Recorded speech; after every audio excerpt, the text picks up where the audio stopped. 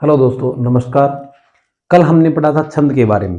छंद की परिभाषा, छंद के प्रकार और छंद की बेसिक जो जानकारी थी, जिसमें वर्ण है, गण है, यति है, गति है, तुक आदि के बारे में पढ़ा था।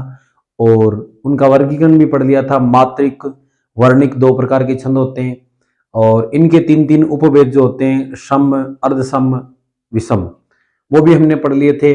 गण निर्धारण का जो सूत्र था वो भी हमने पढ़ लिया। गण 8 होते हैं वो भी हमने पढ़ लिया। और अब हम पढ़ेंगे छंद। तो जैसे ही वर्णों का निर्धारण अगर आपको उससे ज्ञात नहीं हुआ है तो यहाँ पर जैसे अभ्यास करेंगे वैसे हमारी वो जो नॉलेज है वो बढ़ती जाएगी। वो एक बार जो बताया था रेपिडली उनको पढ़ लें, उसके बाद जो इनको हम पढ़ेंगे जैसे जैसे छंद पर वर्ण लगाते जाएंगे ऑटोमेटिक समझ में आ जाएगा भी कौन सा वर्ण कहाँ लगना चाहिए। आज हम पढ़ेंगे चौपाई छंद के बारे में। चौपाई छंद क्या होता है दोस्तों? एक सममात्रिक छंद होता है, यानी इसके प्रत्येक चरण में मात्राओं की संख्या समान होती है। समान की बात करें तो इसके प्रत्येक चरण में मात्राओं की संख्या 16-16 होती है।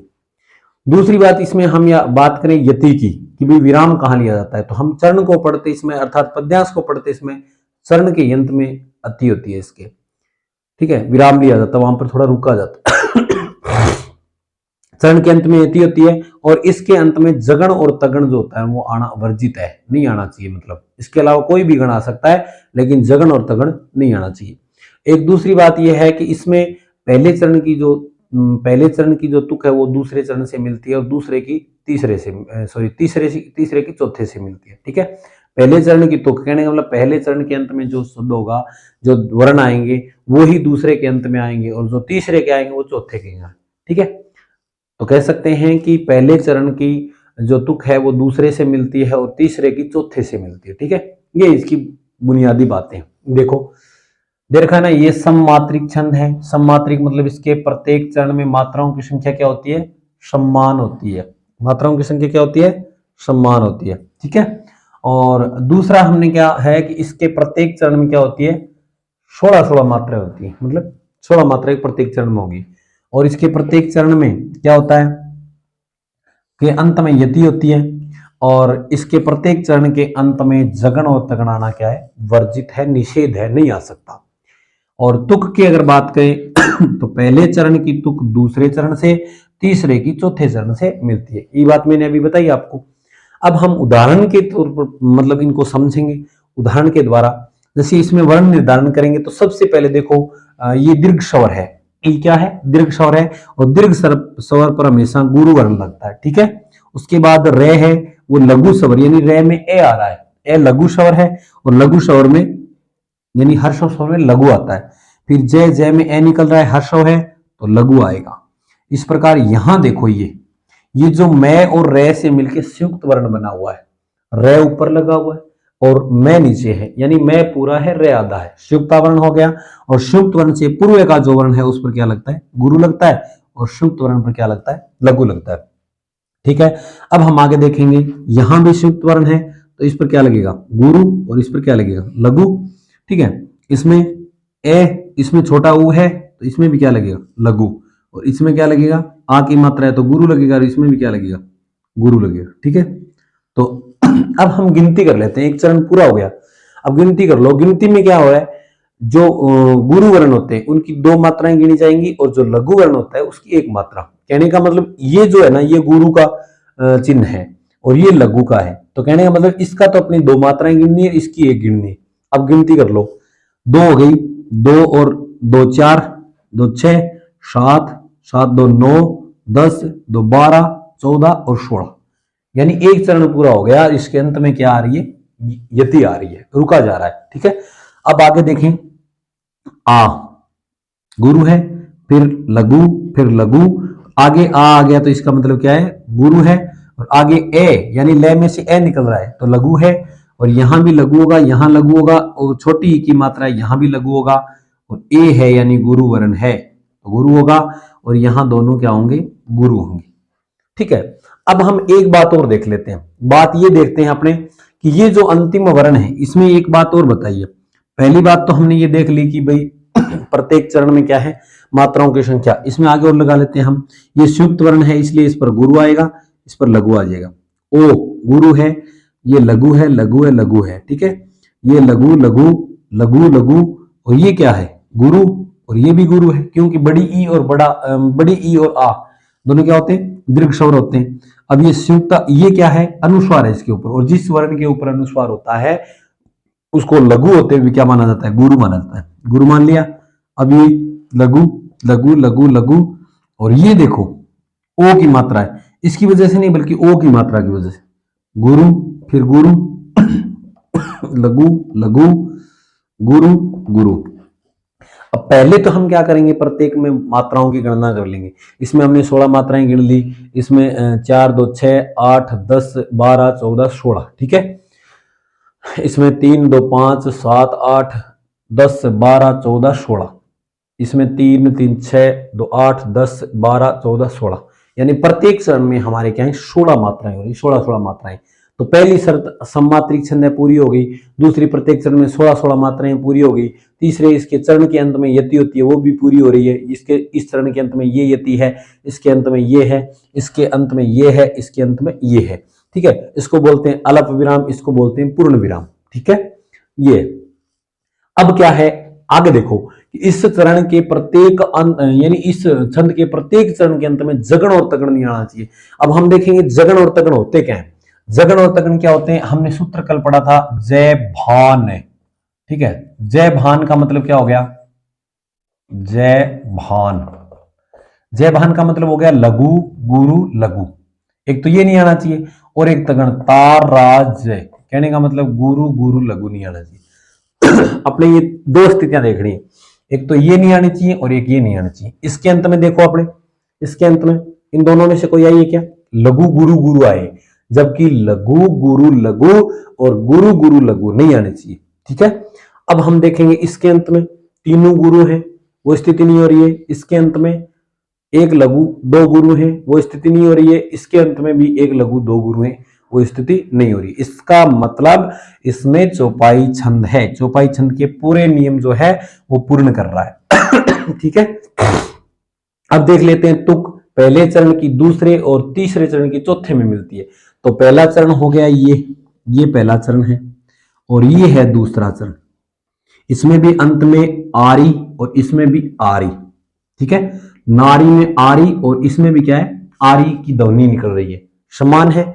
और ये है तीसरा चरण, ही ना, और ये है चौथा दी ना। दोनों में बड़ी ई और ना, बड़ी ई और ना आ रहा है। तो इसका मतलब ये भी हमारी शर्त पूरी हो रही है कि प्रत्येक चरण यानी पहले का दूसरे में और तीसरे की चौथे में तुक मिलती है, ठीक है। ये सेम इसमें करके देख लो, आप कर सकते हो, कोई दिक्कत नहीं है। देखो अपने देखते हैं अभी,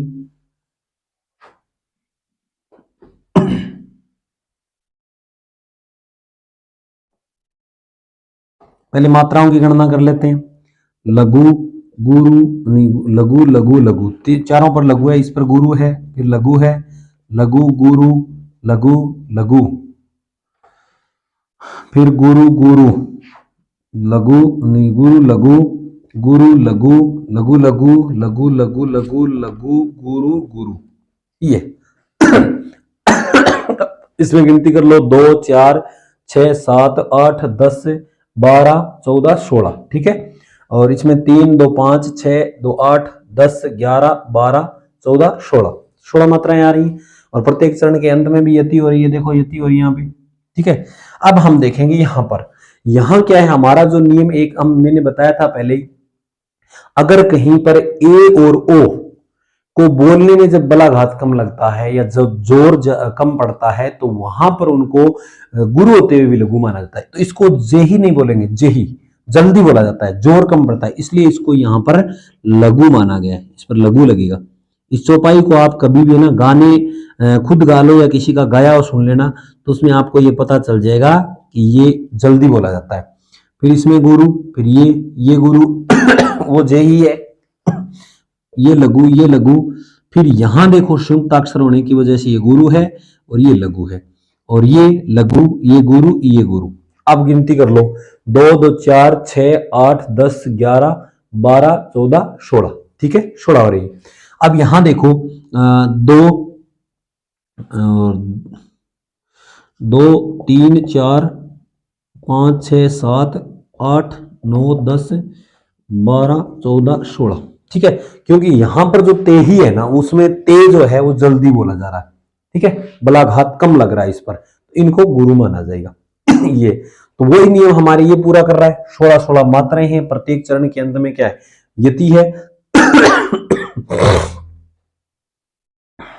ठीक है, यति है।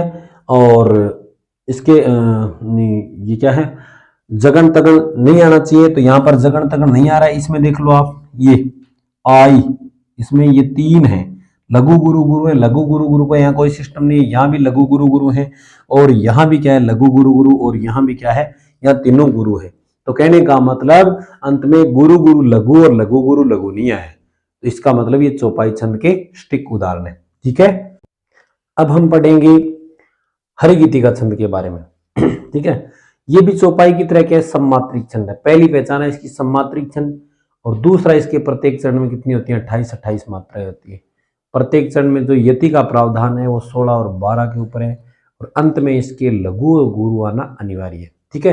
पहली बात क्या हुई, सम्मात्रिक छंद। दूसरी, प्रत्येक चरण में 28-28 मात्रा। तीसरी, 16-12 पर यति। और चौथी बात है, अंत में लघु गुरु आना चाहिए, ठीक है।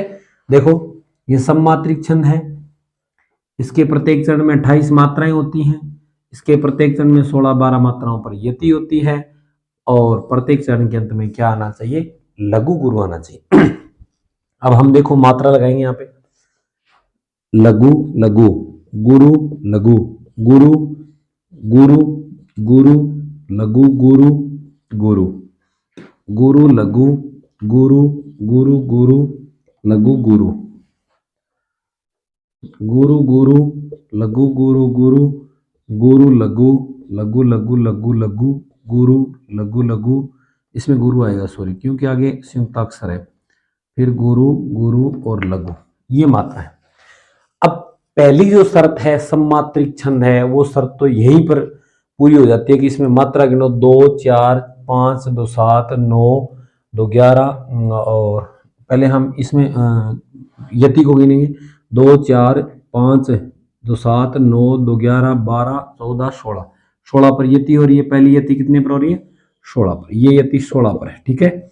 और दूसरी जो है 3 2 5 7 9 10 और 2 12, दूसरी यति कितने पर है, 12 पर है। कुल मिला के मात्राएं हुई 28 इस चरण में। ये एक चरण पूरा है, और इस एक चरण में मात्राएं कितनी, 28 मात्राएं, ठीक है। दूसरे में 4 5 2 7 9 10 2 12 14 16, ये यति हो रही है अपनी पहली 16 पर, ठीक है। दूसरी 3 2 5 7 2 9 10 और 2 12, दूसरी यति हो रही है 12 पर, और कुल मिला के मात्राएं कितनी हुई, 28। दूसरे चरण में कितनी मात्राएं, 28। हमने इसमें सिर्फ 2 ही चरण लिए, क्योंकि 4 चरण ले लेते हैं तो थोड़ा बड़ा हो जाता है उदाहरण, तो याद करने में भी दिक्कत होती है। अगर आपको आवश्यकता हो उदाहरण की, तो वो अपने शॉर्ट्स जो वीडियो डालेंगे उनमें उदाहरण अलग से डाल देंगे, उनमें से याद कर सकते हो। अगर परीक्षा में प्रश्न आ जाए कि हरिगीतिका छंद के लक्षण में उदाहरण लिखो, तो आप लक्षण लिखिए, उदाहरण लिख दोगे, आपका जो 2 नंबर का छंद आता है, 2 नंबर का काम आपका सही होगा, ठीक है। तो इसमें पहली जो शर्त है वो पूरी हो रही है, 28 मात्रा इसमें, 28 मात्रा इसमें, प्रत्येक यानी सम्मात्रिक छंद है, कहने का मतलब प्रत्येक चरण में समान होती है मात्राएं। मात्रा होती है 28, 16-12 पर यति हो रही है, ठीक है। अब बात क्या है, प्रत्येक चरण के अंत में लघु गुरु आता है। तो देखो पहला चरण है, लघु गुरु आ रहा है कि नहीं आ रहा है, और दूसरे में भी क्या आ रहा है, लघु और गुरु, 2 ही चरण लिखे हमने, और दोनों में क्या आ रहे हैं, लघु गुरु, तो ठीक है। तो इस प्रकार से प्रत्येक जो अपने जो नियम लिखे हैं वो नियम पूरे के पूरे इसमें पूर्ति हो रहे हैं। इसका मतलब इसमें क्या है, हरिगीतिका छंद है, ठीक है। तो दोस्तों आज के लिए इतना ही, और प्रत्येक वीडियो में हम 2-2 छंद को पढ़ेंगे, ताकि पढ़ने में थोड़ी आसानी हो और वीडियो भी ज़्यादा लॉन्ग ना हो। तो इसलिए अगर किसी प्रकार की कोई समस्या है, अगर आपको और उदाहरण चाहिए वीडियो में, तो आप कमेंट सेक्शन में ज़रूर बताएं, और जो भी कमी आपको दिखाई दे रही है उसको बराबर कमेंट सेक्शन में बताते रहें, ताकि हम सुधार करते रहेंगे। धन्यवाद।